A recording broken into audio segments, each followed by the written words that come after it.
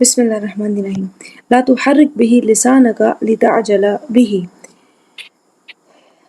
اس قرآن کو یاد کرنے کے لیے اپنی زبان کو تیزی حرکت نہ دے تاکہ آپ اس کو جلدی یاد کر لیں۔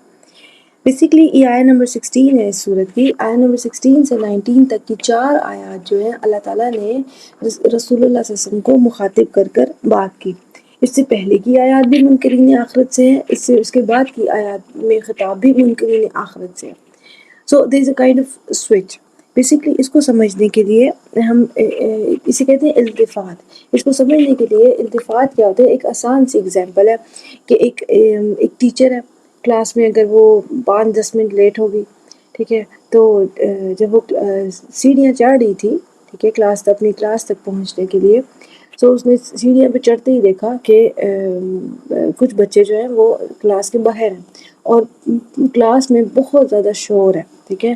سو اس نے کلاس میں انٹر ہوتے ہی پوری کلاس کو ڈسپلن کیا، آبویسلی پوری کلاس کو ڈانٹا۔ پھر اس نے مانیٹر سے، پریفیکٹ سے بات کی کہ وٹ یو ور ڈوئنگ۔ جو بچے باہر نظر آئے پھر ان کو مخاطب کیا، ان سے بات کی، پھر پوری کلاس کو پھر سے ڈسپلن کیا کہ آئندہ ایسا مت ہو۔ سو آپ کو یہاں پر اس ایگزامپل میں مخاطبین کا ایک سوئچ نظر آئے گا کہ پہلے اس نے پوری کلاس سے بات کی، پھر پریفیکٹ سے، پھر اس نے باہر کھڑے بچوں سے، پھر پوری کلاس سے، اس طرح سے مخاطبین کا سوئچ نظر آئے گا۔ اس مخاطبین کے سوئچ کو عربی میں التفات کہتے ہیں، اور التفات عربی میں جو ہے وہ صرف اور صرف مخاطبین کا سوئچ نہیں ہوتا، جیسے اور بھی ڈیفرنٹ طریقے ہیں، جملہ اسمیہ سے جملہ فعلیہ میں چلے جانا، صیغہ غائب سے صیغہ حاضر میں آ جانا، یا صیغہ حاضر سے صیغہ غائب میں چلے جانا، یہ ڈفرینٹ ٹرمینالوجیز ہوتی ہیں۔ سو ڈفرینٹ طرح کے التفات آپ کو ملیں گے۔ یہاں جو التفات ہے یہ بہت ہی آبویس ہے کہ اللہ تعالیٰ نے رسول اللہ صلی اللہ علیہ وسلم، اللہ تعالیٰ منکرین آخرت سے بات کر رہے تھے، وَلَوْ أَلْقَى مَعَاذِيرَ، اور پھر اس بات کو پوز کیا اور اللہ تعالیٰ نے رسول اللہ صلی اللہ علیہ وسلم سے 4 آیات ہیں، 4 سینٹنسز ہیں جو اللہ تعالیٰ نے رسول اللہ صلی اللہ علیہ وسلم سے فرمائے۔ دین پھر سے اللہ تعالیٰ نے جو ہے منکرین آخرت سے بات اپنی کنٹینیو کی۔ سو اللہ تعالیٰ نے رسول اللہ صلی اللہ علیہ وسلم سے جو بات ہے اس کو بیچ میں کیوں رکھا، ٹھیک ہے، سیکوینس کے بیچ میں کیوں رکھا؟ اس کو تو سورت کے بالکل شروع میں بھی لایا جا سکتا ہے۔ تو اگر ہم اس سیکوینس کو سمجھیں گے تو ہمیں اس کی سمجھ آنا شروع ہو جائے گی۔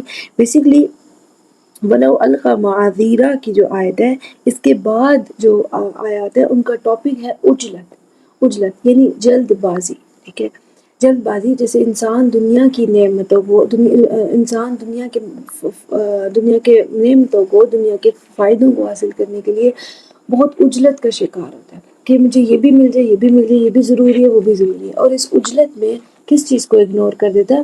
آخرت، ٹھیک ہے۔ سو جہاں بات ہو رہی تھی کہ انسان کو تھورلی انفارم کر دیا جائے گا اس کے تمام اعمال کے لیے، اور انسان اپنے آپ کو خود ہی بہتر جانتا ہے، چاہے وہ جتنی مرضی معذرتیں دے، جتنی مرضی ایکسکیوزز دے کہ مجھے یہ مجبوری تھی اس لیے مجھے جلدی کرنی پڑی، اس وجہ سے میں آخرت کو اگنور کرتا رہا، جتنی مرضی معذرت دے دے، ٹھیک ہے۔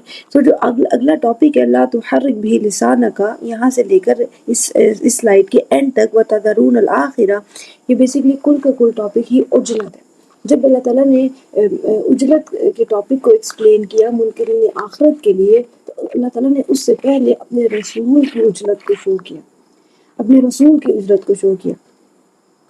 سو ایک طرف منکرین آخرت کی عجلت تھی، لیکن ایک طرف رسول اللہ صلی اللہ علیہ وسلم کی عجلت تھی۔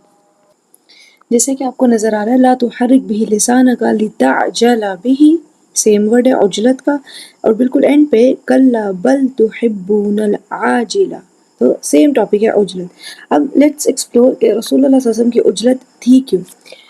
تو اس عجلت کے بارے میں امین حسن اصلاحی اپنی تفسیر تدبر قرآن میں لکھتے ہیں کہ اگرچہ شوق یعنی عجلت کا مضمون ادب کے پامال مضامین میں سے ہے، یعنی کہ ادبی اعتبار سے جلد بازی جو ہے وہ پسندیدہ چیز نہیں ہے، مگر اس عجلت کی تعبیر کون کر سکتا ہے جو رسول اللہ صلی اللہ علیہ وسلم پر اس وقت طاری ہوتی ہوگی جب ایک طویل وقفے کے بعد اور مخالفین کی اذیتوں و تکالیف کے درمیان جبرائیل علیہ السلام اللہ تعالیٰ کا پیغام لے کر حاضر ہوتے ہیں۔ جیسے کوئی جیسے کوئی شخص صحرا میں پیاس سے تڑپ رہا ہو، اور اس پیاس کی شدت میں جب اسے پانی ملے گا تو اس کا کیا حال ہوگا کہ سارا کا سارا پانی ایک دم ہی اپنے اندر انڈیل لے۔ سو ہی ایڈڈ کہ اگرچہ یہ مثال رسول اللہ صلی اللہ علیہ وسلم کے شوق کے آگے ناقص مثال ہے، مگر اس شوق کی مگر اس مثال کے ذریعے سے رسول اللہ صلی اللہ علیہ وسلم کی عجلت کو سمجھا جا سکتا ہے جو بے اختیار رسول اللہ صلی اللہ علیہ وسلم پر طاری ہوتی ہوگی، اور اس عجلت کے قرآن کو جلد حاصل کرنے کی یہ جو عجلت ہے، اس کی ایک نہیں کئی ریزنز ہیں، جیسے اللہ تعالیٰ کے الفاظ کو حاصل کرنے کا شوق، جیسا کہ سورہ مریم میں ہے کہ رسول اللہ صلی اللہ علیہ وسلم نے جبرائیل علیہ السلام کو سے گلہ کیا کہ آپ بہت دیر سے وحی لے کر آتے ہیں. سو جبرائیل علیہ السلام کا جواب جو ہے بہت خوبصورت جواب اللہ تعالیٰ نے سورہ مریم میں کوٹ کیا، وَمَا نَتَنَزَّلُ إِلَّا بِأَمْرِ رَبِّكَ. آپ کا قرآن حاصل کرنے کا شوق اور دلچسپی اور آپ کا انتظار اپنی جگہ بہت محبوب ہے، بٹ ہم آپ کے رب کے حکم کے بغیر نازل نہیں ہو سکتے. ٹھیک ہے، تو پورا کا پورا قرآن جو ہے بہت ہیوی کلام ہے، وہ ایک دم آپ پر ڈھیلا نہیں جا سکتا جلد. اسی طرح سے علم اور حکمت کو حاصل کرنے کا شوق، ٹھیک ہے، اللہ کے الفاظ کے ذریعے جو علم اور حکمت رسول اللہ صلی اللہ علیہ وسلم کو ملتی تھی، قرآن کے ذریعے اس کو حاصل کرنے کا شوق بھی وہی کی عجلت دیتا تھا. کہ جیسے کہ سورۃ طٰہٰ میں ہے فَتَعَالَى اللَّهُ الْمَلِكُ الْحَقُّ وَلَا تَعْجَلْ بِالْقُرْآنِ مِن قَبْلِ أَن يُقْضَىٰ إِلَيْكَ وَحْيُهُ وَقُلْ رَبِّ زِدْنِي عِلْمًا. اس قرآن کے لیے جلد بازی نہ کریں بلکہ اپنے رب سے دعا کریں، قُلْ رَبِّ زِدْنِي عِلْمًا، میرے رب میرے علم میں اضافہ فرما. تو علم کا شوق بھی تھا جو رسول اللہ صلی اللہ علیہ وسلم کو قرآن کی عجلت پر مجبور کرتا تھا. پھر مخالفین کے جو اعتراضات تھے ان کے جواب میں جو فیصلہ کن ورڈکٹ جو تھا وہ اللہ ہی کی طرف سے آتا تھا. اسی طرح سے رسول اللہ صلی اللہ علیہ وسلم منصب رسالت پر تھے، ٹھیک ہے، تو اس منصب رسالت میں جو کرنٹ کنڈیشنز ہیں، جو حال ہے، اس میں اللہ تعالیٰ کی طرف سے کیا رہنمائی ہے، ٹھیک ہے، وہ بھی وحی کے ذریعے تھی. اسی طرح سے جو مستقبل کے حالات کے لیے مستقبل میں کیا پلان کرنے چاہیے اپنے منصب کے اعتبار سے، اس کے لیے رہنمائی بھی اسی وحی کے تھرو ملتی تھی. پھر ایک خوف بھی تھا کہ یہ مجھ سے ضائع نہ ہو جائے، ٹھیک ہے، یہ جو وحی در وحی کلام نازل ہو رہا ہے یہ مجھ سے لوز نہ ہو جائے. سو رسول اللہ صلی اللہ علیہ وسلم کا شوق، اللہ تعالیٰ کے الفاظ سے محبت، علم حاصل کرنے کا شوق، پھر احساس ذمہ داری کی ریئلائزیشن، ٹھیک ہے. کئی وجوہات ہیں جس کی وجہ سے رسول اللہ صلی اللہ علیہ وسلم پر قرآن کو حاصل کرتے ہوئے عجلت طاری ہوتی تھی. یہاں پر جو ٹاپک ہے عجلت کا، جو رسول اللہ صلی اللہ علیہ وسلم کی قرآن سے محبت ایکسپلین ہوئی، وہ احساس ذمہ داری کی بیس پر ہے، وہ ہم ابھی دیکھیں گے. But before that I want to share کہ ابن عباس رضی اللہ تعالیٰ عنہ کی ایک روایت ہے بخاری اور مسلم کی. He said, كان رسول الله صلى الله عليه وسلم إذا نزل عليه القرآن يحرك به لسانه يريد أن يحفظه مخافة أن يتفلت منه. کہ رسول اللہ صلی اللہ علیہ وسلم جب قرآن نازل ہوتا تو اپنی زبان کو حرکت دیتے اس ارادے سے يريد أن يحفظه کہ وہ اسے حفظ کر لے، یعنی کہ کوئی اس کا حرف بھی ضائع نہ ہو جائے، اور اس خوف سے کہ جو ہے اس کا کوئی اس ارادے سے کہ اس کو حفظ کر لے، یاد کر لے، اور اس خوف سے بھی زبان کو حرکت دے دے کہ اس کا کوئی حرف بھی ضائع نہ ہو جائے. فانزل اللہ تعالی لا تحرک به لسانک. تو اللہ تعالیٰ نے نازل فرمایا لا تحرک به لسانک، اپنی زبان کو عجلت مت دے. ان علینا جمعہ و قرآنہ، کہ اس کو جمع کرنا ہماری ذمہ داری ہے، یہ آپ کی ذمہ داری نہیں ہے. اس کو پڑھوا دینا ایک سیکوینس میں، یہ ہماری ذمہ داری ہے. یعنی اللہ تعالیٰ نے رسول اللہ صلی اللہ علیہ وسلم کے ان آیات میں رسول اللہ صلی اللہ علیہ وسلم کے بوجھ کو کم کر دیا. وہ بوجھ کہ کہیں یہ مجھ سے ضائع نہ ہو جائے، وہ بوجھ کہ کہیں یہ مجھے بھول نہ جائے، اور میں اس کو اپنا جو اللہ سے قرآن لے کر لوگوں تک پہنچانے کا جو منصب ہے، میں اس میں کوتاہی نہ کر جاؤں. ٹھیک ہے، سو آپ دیکھیں گے یہاں پر کہ عجلت کے مضمون میں ایک کمپیریزن آپ کو ملے گا. ٹھیک ہے، ایک طرف منکرین آخرت کا غیر ذمہ دار رویہ ہے، ٹھیک ہے، کہ وہ اپنی دنیا کے مزوں میں گھومے، اپنی ہی آخرت کی کوئی پرواہ نہیں. ایک طرف آپ کو رسول اللہ صلی اللہ علیہ وآلہ وسلم کا بہت ہی رسپانسبل، بہت ہی ذمہ دار رویہ نظر آئے گا، اپنے منصب پر رہتے ہوئے اس قدر ذمہ داری کا احساس کہ وحی کے دوران ہی اس کو یاد کرنے کی عجلت کہ کہیں مجھے بھول نہ جائے. یہ نہ ہو کہ ایک گروپ کو جب وحی سناؤں تو وہ ورژن 1 ہو اور دوسرے کو سناؤں تو ورژن 2 ہو، ملٹیپل ورژنز بن جائے، ایک حرف کا بھی گیپ نہ ہے. ٹھیک ہے، احساس ذمہ داری کی وجہ سے عجلت کرنا. ٹھیک ہے، اور دوسری طرف جو منکرین آخرت کی اجرت تھی وہ غیر ذمہ داری کی وجہ سے تھی۔ پھر منکرین آخرت کا جو معذرتیں تھی، ٹھیک ہے، جو ایکسکیوزز تھے وہ یہ ہیں کہ دنیاوی مال جمع کرنے کی خواہش، دنیا میں زیادہ سے زیادہ گین کرنے کی خواہش، تو آخرت کو اگنور کرنے کی ریزن یہ ہوتی ہے ابھی یہ بھی کام پڑے ہیں، ابھی یہ بھی ذمہ داری رہتی ہے، ابھی یہ بھی ذمہ داری رہتی ہے، تو اس طرح کی معذرت ہے، ٹھیک ہے، جیسے آیا نا وَلَوْ أَلْقَى مَعَاذِيرَ، تو منکرین آخرت کی معذرت جو ہوتی ہے وہ یہی ہوتی ہے، ہم لوگ یہی کرتے ہیں کہ جو ہے دنیا کی محبت میں کہ ابھی یہ کام کر لیں، پھر انشاءاللہ ہم بھی جو ہے دین کی طرف آئیں گے، پھر ہم بھی آخرت کی تیاری کریں گے، دنیا کو پیچھے کریں گے اور آخرت کے بارے میں سوچیں گے۔ اسی طرح انسان معذرتیں دیتا رہتا ہے کہ I don't have time right now, ابھی میرے پاس ٹائم نہیں ہے۔ تو یہ تو دنیا کے لوگوں کی معذرتیں ہوتی ہے، دنیا پرستوں کی۔ رسول اللہ صلی اللہ علیہ وسلم کی جو ایکسکیوز تھا وہی نازل ہوتے ہوئے قرآن کو اپنی زبان کو حرکت دینے کا، وہ ایکسکیوز یہ تھا کہ کہیں مجھ سے کوئی اس کا حرف بھی لاس نہ ہو جائے، کہیں مجھ سے اس کا ایک حرف بھی ضائع نہ ہو جائے۔ تو عام لوگوں کی جو معذرتیں آپ کو ملیں گی آخرت کو ڈیلے کرنے کی، ٹھیک ہے، وہ یہ ہوں گی کہ ہمیں دنیا کی بہت سی ذمہ داریاں بھی رہتی ہیں، یہ تو ان کی معذرت ہوگی۔ رسول اللہ صلی اللہ علیہ وسلم کی جو اجلت تھی زبان کو حرکت دینے کی، اس کی جو ریزن تھی وہ تھی کہیں مجھ سے ضائع نہ ہو جائے۔ تو دنیا پرستوں کو شوق ہوتا ہے دنیاوی مال جمع کرنے کا، رسول اللہ صلی اللہ علیہ وسلم کو جو شوق کیا تھا قرآن جمع کرنے کا، قرآن کو حاصل کرنے کا۔ سو یہ ایک بہت ہی سٹل سا اور خوبصورت سا کنٹراسٹ آپ کو ملے گا دونوں اجلتوں کے درمیان، کہ رسول اللہ صلی اللہ علیہ وسلم کی اجلت جو تھی وہ کیا ہائی لیول رکھتی تھی، کیا اس میں خوبصورتی تھی، کیا اس کی سوچ تھی، احساس ذمہ داری، اور آن دا کنٹراسٹ آپ کو دنیا پرستوں کی غیر ذمہ داری نظر آئے گی۔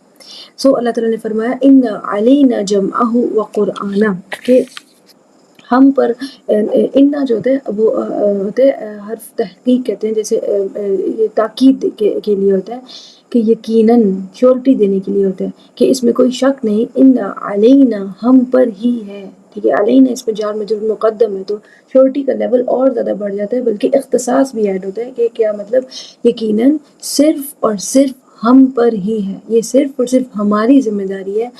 اگر کہا جائے کہ یہ صرف اور صرف ہماری ذمہ داری ہے، کیا مطلب کہ آپ کی یہ ذمہ داری نہیں ہے۔ قرآن جیسے چنکس میں نازل ہو رہا ہے، وہی در وہی، ٹھیک ہے، اس کو کہ کون سی وہی کس صورت میں جائے گی، کہ آیات کا کیا سٹرکچر ہوگا، کیونکہ قرآن کی آیات کا سٹرکچر دنیا کی تمام بک سے ڈفرینٹ ہے۔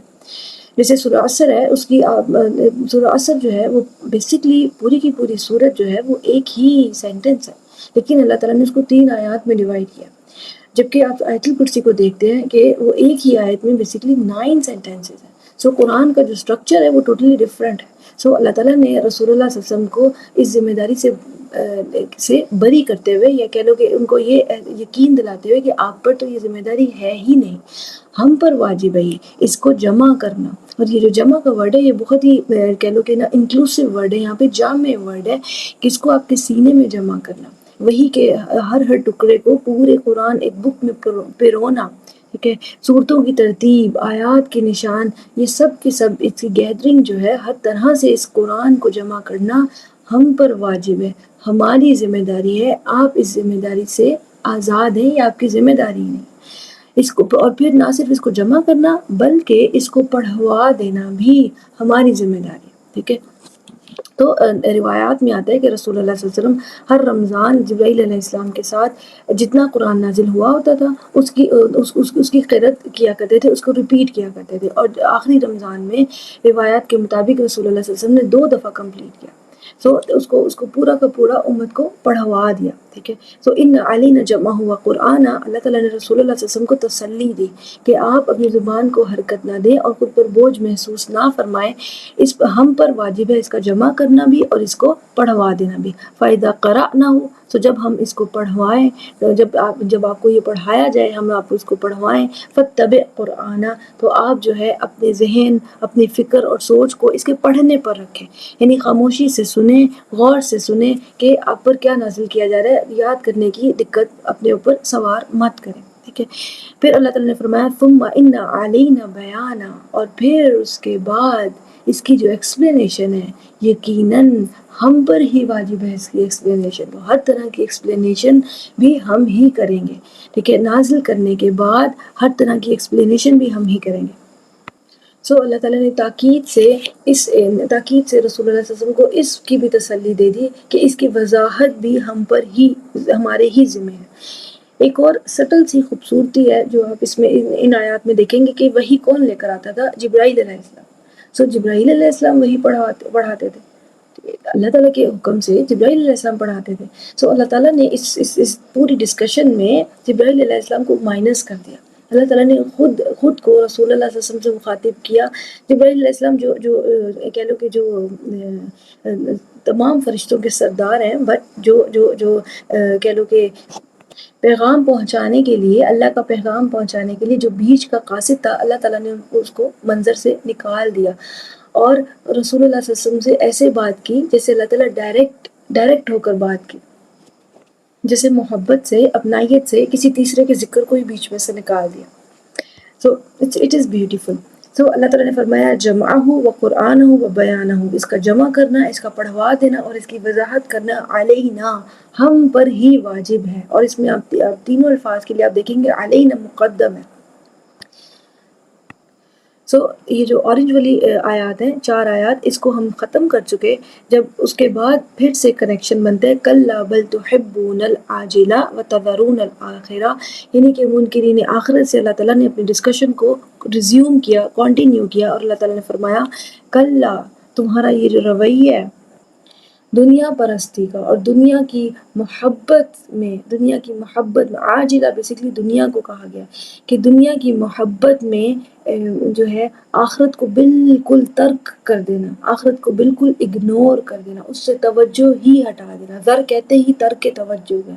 دنیا کی محبت میں آخرت سے بالکل توجہ ہٹا لینا، آخرت کے بارے میں یہ ازیوم کر لینا کہ اللہ نجمع عظاما، کہ آخرت اتنی شدت سے نہیں ہوگی. اللہ تعالیٰ اتنی شدت سے کبھی بھی آخرت نہیں کرے گا. اور اس فالس فیک خیال کو اپنے ذہن پہ طاری کر کے دنیا کی محبت میں ریوالو کرتے رہنا. ٹھیک ہے، ہر چیز، کیونکہ جو لوگ آخرت پہ یقین کرتے ہیں ان کو اپنے اعمال آخرت کے حساب سے سیٹ کرنے پڑیں گے، ان کو اپنے دن رات جو ہے وہ آخرت کے حساب سے سیٹ کرنے پڑیں گے. اور ایسا ہوگا کہ دنیا میں ان کے جو پیئرز ہیں، وہ ان کے ساتھ کے لوگ ان سے کہیں آگے نکل جائیں گے. کئی زیادہ اپرچونٹیز، دنیاوی اپرچونٹیز وہ اویل کر رہے ہوں گے، جبکہ آخرت دنیا میں آپ جو بھی عمل کریں گے آپ کو بہت جلدی اس کا جو ہے وہ آؤٹ پٹ مل جائے گی. آپ نے جتنی جان ماری آپ کو اتنی انکم بھی مل جائے گی، اتنی ایفرٹ، آپ کی ایفرٹ کے حساب سے آپ کو جو ہے رزلٹ بھی مل جائے گا. جبکہ آخرت کے لیے آپ کو انتظار کرنا ہے. آپ نے ان پٹ دے دی but no you have to wait, آپ کو آخرت تک کا انتظار کرنا ہے. تو کچھ لوگ ہوتے ہیں جو آخرت تک کا اتنا لمبا انتظار کون کرے، یہ سوچ کر دنیا ہی کے مقاصد میں ہی گھومتے رہتے ہیں. دنیا کے فوری فوائد کے لیے آخرت کے پرماننٹ فوائد کو اگنور کر دیتے ہیں.